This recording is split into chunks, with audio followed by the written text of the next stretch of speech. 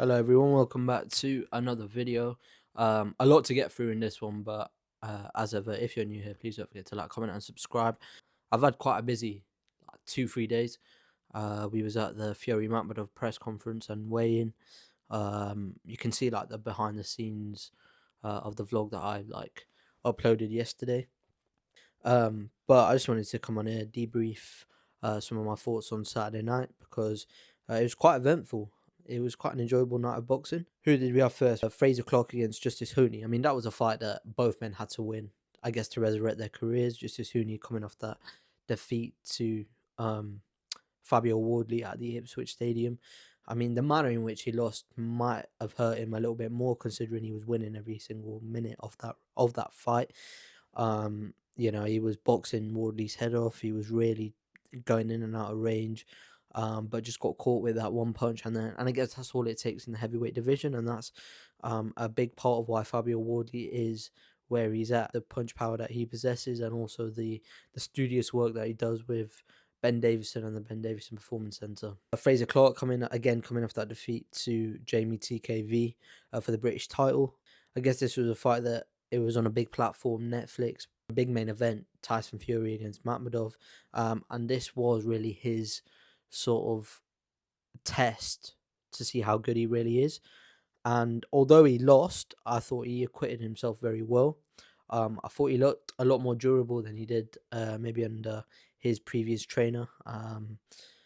He obviously left that camp, went to work with, is it Joel Gallagher? But yeah, he looked a lot more conditioned, well conditioned. Both men looked conditioned. I mean, they were both throwing quite a lot, and considering they were pretty heavy, they had good engines. I think Justice Hooney just done enough to win. Be interesting to see where he goes from here, and I think Fraser Clark will come back. I mean, he started the professional scene a little bit later, of course, doing security for AJ, going through the Olympic ranks. I think because he started the sport late, I think he has a good 2, 3, 4 more fights left in him. He moved up to Manchester for that fight to link up with Gallagher, so that will be, I guess, a relationship that they want to explore further and further. But Hooney got the victory. Right, Riakpor and Jamie TKV. I thought Riakpor looks really, really good. He's come off that big win against Tommy Welch on a big sort of like fight card as well. Um, and then straight from back-to-back stadium fights for him at the same stadium, Tottenham Hotspur Stadium. This one was, of course, for the British title. Riyad just looked too big, just overpowered Jamie TKV. There's quite a lot of holding in that fight. I think TKV has a wrestling background, and you could tell it was seeping through. Every time. There were a couple of times where they were sort of wrestling each other to the ground. The ref had to break it up a little bit. It was ugly at times, but Riyad did what he had to do to win, and he's now two-time British champion. He was British champion at cruiserweight, and now holds a belt at heavyweight as well. Big fights for him. Johnny Fisher, a big domestic clash. I think that would be a really good fight. And I think it'd sell really well here in the UK. They could go to the Copper Box. It could be undercard of another big fight. Maybe, maybe AJ's next fight, have that as chief main support. Or have it definitely on the main card. But yeah, that'd be a really good fight to see. Johnny Fisher's not been in the ring since that Monaco card in December, so he's due out. I think he was in line to fight TKV for the British title, but ultimately it was just too late to get that done. But Riatpur, very good. And yeah, all right. Chief main support, Conor Benn Regis Prograis. Conor Benn had a lot of pressure on his shoulders going into that fight. And a lot of it was, I guess, self-inflicting, considering the way in which he handled everything with Eddie Hearn and Matchroom. He probably didn't handle it the best. And, Regis Prograis, two-time lightweight champion, 140 pounds, illustrious career. And you would think that him in his prime would you know, beat Conor Benn quite convincingly, but he's past it, 37 years of age. Although he didn't admit it before the fight, after the fight, He admitted he was coming into that fight with injuries. He said he was scared, that he didn't really want to fight because he had the injuries in the back of his head. But he said he felt comfortable after seeing Conor Benn's power, and he was rocked at the end of that first round. Again, I guess that's the most hurt he looked in that fight. But there's a lot of work that Conor Benn needs to do. I mean, firstly, that weight cut from 160 pounds to 150 pounds is quite a lot. And you know, if you train as hard as he does, and you've got to give it to him, he trains very hard. Um, the weight that he gained for Schubert Jr. was all muscle, so it's not like he's losing fat to get down to 150. It's all muscle, which is even harder to lose. Um, I can only imagine how hard it must have been for him to lose that weight. But I mean, with a carrot dangling in front of you of $15 million to fight Regis Prograis, I mean, you best believe he'd do everything he can to make that weight, and he did. But I just don't think he carries the power.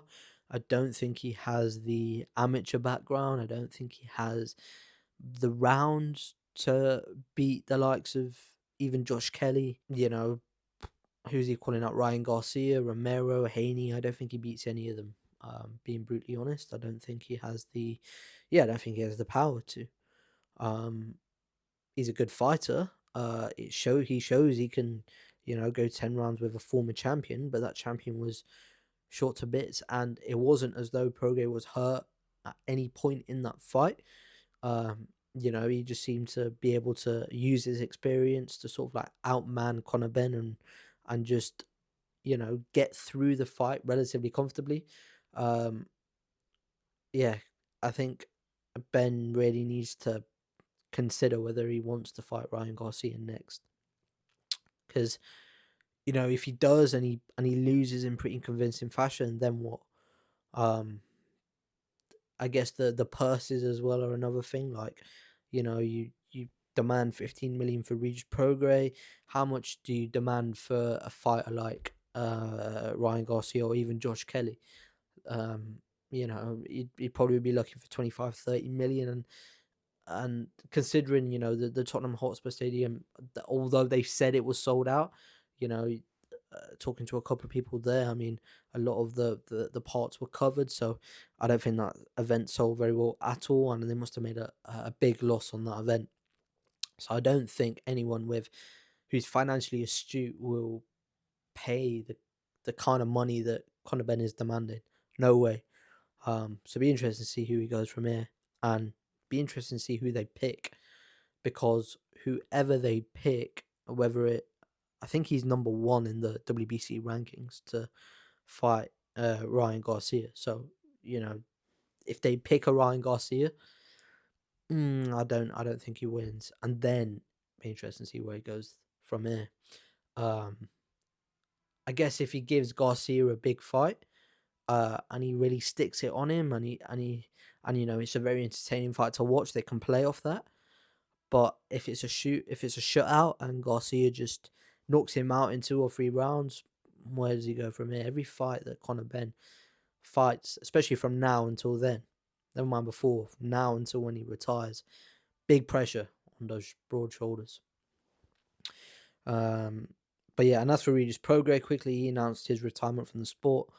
Um, I mean, he comes across very gracious in defeat, and he comes across as a very likable person, and I wish him all the best in retirement.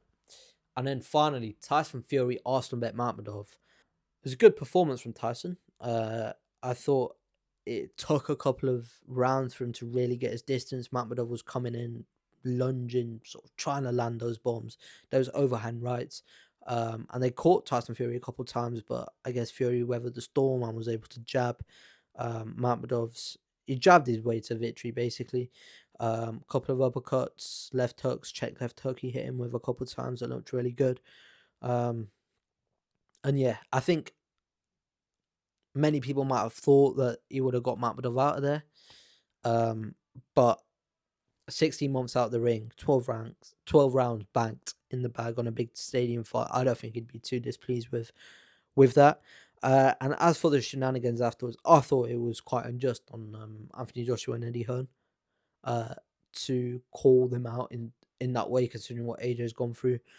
Um, you know, Turkey hinted that the um fight was signed, sealed, delivered, but it clearly wasn't. And um, you could see how uncomfortable AJ looked. And I guess fair play to Eddie Hearn for not jumping in the ring. There's no doubt, right, that whenever these two fight, it's inevitable, I guess. But whenever these two fight, there's no doubt that a lot of people are making a lot of money. So I guess fair play to Eddie Hearn for not, I guess, putting even more pressure on AJ to take that fight now. He didn't get in the ring when Tyson Fury called him in, or when Turkey called him in. And I sense a little bit of aggrievement between Eddie Hearn and Turkey. I think there's something brewing there as well. And I think Turkey's maybe it's caused a big rift in the sport. And yeah, finally, I wanted to touch upon Kevin Ajako and Brandon Adams, because that fight was meant to be for the IBF. It was a mandatory for the IBF title. Kevin Ajako, 14-week camp. I interviewed him, trained very hard, looked in the best shape of his life, and then after the weigh in, this was his big moment to really propel himself to um, world title ambitions, which is what he wants. Brandon Adams faints on the day of the weigh in.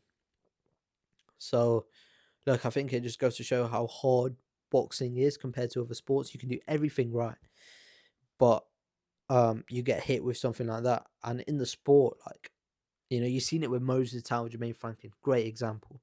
That fight was meant to be in January. All those fighters went through camp. They had to go through another camp because that fight was postponed until March. So yeah, a lot of, I guess that's the side that no one sees, right? A lot of sacrifice. And if you don't fight, you don't get paid. So you make all those sacrifices. You don't go to the birthdays. You don't see the family for 14 weeks. And then all of a sudden, you can't, everything's outside of your control. Can't take it. So I feel for him, but I'm confident that his team will get him to be in a position, the mandatory position to fight. I think they want Josh Kelly, who obviously won that fight against Bakram Zaliev.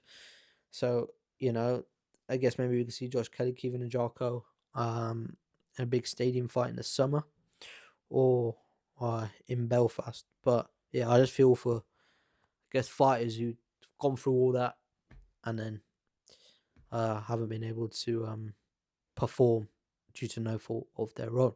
We'll leave it there. I don't know how many people are watching still, but if you are, don't forget to like, comment, and subscribe. Thank you so much for watching.